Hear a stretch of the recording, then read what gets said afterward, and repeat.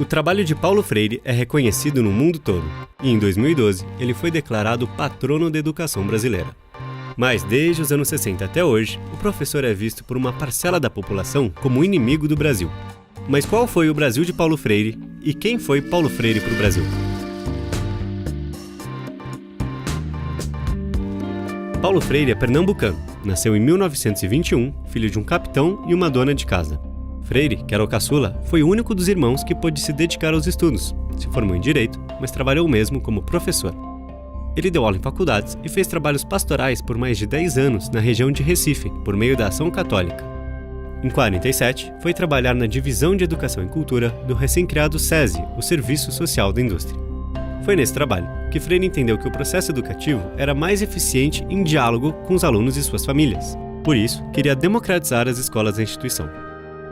Nos anos 50, o Brasil passava por uma modernização acelerada, com uma rápida industrialização e uma nova experiência de democracia de massas. Paulo Freire defendia que esse processo de desenvolvimento nacional devia incluir a participação ativa do povo, e que isso só seria possível por meio da educação. O educador dizia ser contra o ensino de cima para baixo e defendia o diálogo horizontal entre professor e aluno. Nessa época, o prefeito de Recife e, na sequência, governador de Pernambuco, Miguel Arraes, convidou Paulo Freire para desenvolver um projeto de alfabetização de adultos. A inspiração para o método que o professor criou veio em um passeio de carro com seu filho mais novo. O menino, que tinha apenas 2 anos, viu uma propaganda na rua. Ele leu em voz alta a palavra Nescau e cantou a música que ouvia nos comerciais. Impressionado, Paulo Freire passou a explorar a relação entre som e imagem, com exemplos a partir da vida dos alunos. Palavras como farinha, tijolo, máquina e conceitos como trabalho e pobreza eram contextualizados e debatidos. Com a divisão das sílabas, os estudantes aprendiam a ler cada palavra e, em seguida, aprendiam as famílias silábicas para formar novas palavras. O então governador do Rio Grande do Norte, Aloysio Alves, também chamou Paulo Freire. Em 62, a alfabetização de adultos no estado recebeu recursos de um programa financiado pelos Estados Unidos, chamado Aliança para o Progresso. Na cidade de Angicos, Freire realizou seu experimento mais conhecido, a alfabetização de cerca de 300 pessoas em um curso de 40 horas. A velocidade do método de Paulo Freire, aliada à educação crítica, gerava expectativas de transformação democrática para alguns e preocupação para outros. Ao longo de sua vida até hoje, Freire foi frequentemente chamado de comunista, apesar de criticar o comunismo e a ortodoxia marxista. Ele era um socialista cristão, ligado à teologia da libertação, uma tendência progressista da Igreja Católica. No início dos anos 60, o Brasil viveu um clima de polarização política e crise institucional. Jânio Quadros tinha sido eleito presidente com uma base conservadora e, após 8 meses, renunciou ao cargo. João Goulart, o vice-presidente, que era trabalhista, assumiu o poder após um intenso período de disputas. A aula de encerramento do curso em Angicos aconteceu no dia 2 de abril de 63. O presidente Jango e o general Castelo Branco, comandante do 4º Exército, estiveram lá e viram de perto os resultados do projeto. Em janeiro do ano seguinte, Jango decretou a criação do PNA, o Programa Nacional de Alfabetização. Ele adotou o sistema de Paulo Freire e tinha a missão de alfabetizar 5 milhões de pessoas. Naquela época, analfabetos não podiam votar. Em caso de sucesso do programa, o colégio eleitoral cresceria quase 40%. Seu lançamento foi previsto para 13 de maio de 64, com o professor Paulo Freire à frente do projeto. Mas os planos de Jango e Paulo foram frustrados. Em 1º de abril de 64, os militares deram um golpe de Estado.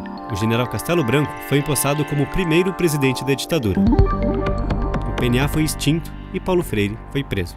Ele ficou encarcerado por mais de 70 dias em 2 períodos. Em setembro, Paulo estava asilado na Embaixada da Bolívia no Rio de Janeiro e de lá partiu para La Paz. Dias depois de sua chegada, a Bolívia também sofreu um golpe militar e Paulo Freire novamente deixou o país. Exilado, ele e sua família viveram no Chile, nos Estados Unidos e na Suíça. No Chile, Paulo Freire trabalhou para o governo com a educação de camponeses. O método psicossocial, como ficou conhecido por lá, foi utilizado em escala nacional. E nesse país, ele também continuou as atividades pastorais com a Ação Católica. Foi lá também que Paulo Freire escreveu sua obra mais conhecida, A Pedagogia do Oprimido, no ano de 68. No final do mesmo ano, a ditadura militar brasileira decretou o AI-5, fechou o Congresso Nacional e impôs censura sobre os meios de comunicação. No Chile, a polarização política aumentava. Paulo Freire se antecipou ao golpe militar, que viria em 73. Já em 69, se mudou para os Estados Unidos, onde foi dar aulas em Harvard. Em 70, Pedagogia do Oprimido foi publicado em inglês e espanhol. A obra só chegou ao Brasil 4 anos depois. E Freire foi então para Genebra, na Suíça, onde trabalhou por 10 anos como consultor do Conselho Mundial de Igrejas e fez viagens a mais de 30 países. Em 71, liderou a fundação do IDAC, o Instituto de Ação Cultural. O IDAC promoveu campanhas por justiça social na Itália, na Suíça e na África. Em 75, Paulo Freire passou a visitar países como Guiné-Bissau, Cabo Verde, São Tomé e Príncipe e Angola, que haviam recém-declarado independência de Portugal. Por meio do IDAC, desenvolveu programas de alfabetização para os contextos locais e defendeu processos de descolonização desses países. O final dos anos 70 marcaram no Brasil a demanda pela democratização e o retorno dos exilados.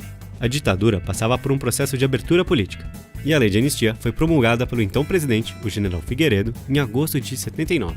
Estavam anistiados todos os exilados e presos políticos, bem como os militares e os torturadores.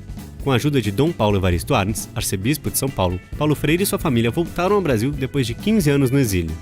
O professor passou a dar aulas em universidades como a PUC e a Unicamp, fez parte de organizações da sociedade civil e continuou sua produção acadêmica. Em 80, ajudou a fundar o PT, o Partido dos Trabalhadores. 4 anos depois, as marchas pelas diretas já tomaram as ruas do país, mas a eleição ainda foi indireta. Tancredo Neves foi escolhido presidente e morreu antes da posse. Em 85, José Sarney assumiu o poder e estava acabada a ditadura militar. O ano de 86 foi um dos mais difíceis na vida da família Freire. Morreu Elza, esposa de Paulo. Ela foi fundamental na carreira do professor. Era pedagoga e esteve ao lado dele desde o período do SESI lá em Pernambuco. A história de Paulo Freire é também a história de Paulo e Elza. Em 88, foi promulgada a Constituição Federal. Nesse ano, políticos de esquerda foram eleitos em diversas capitais pelo Brasil. Em São Paulo, a petista Luísa Erundina venceu e chamou Freire para ser secretário da Educação. Paulo Freire continuou em atividade até o dia 2 de maio de 97, quando morreu em decorrência de um ataque cardíaco. Ele publicou dezenas de livros em vida, e sua obra póstuma é responsabilidade de sua segunda esposa, Nita, com quem se casou em 88. Paulo Freire recebeu o título de doutor honoris causa em 48 universidades pelo mundo inteiro e foi declarado patrono da educação brasileira em 2012. Em 2018, Jair Bolsonaro foi eleito presidente, embalado por uma onda de extrema-direita no Brasil. A obra de Paulo Freire passou a ser um dos principais alvos desse movimento. Pedagogia do Oprimido foi traduzido em mais de 20 idiomas. Era a terceira obra mais citada no mundo na área de humanas, segundo o estudo da London School of Economics de 2016. E até hoje, Paulo Freire é considerado por especialistas um dos principais educadores da humanidade.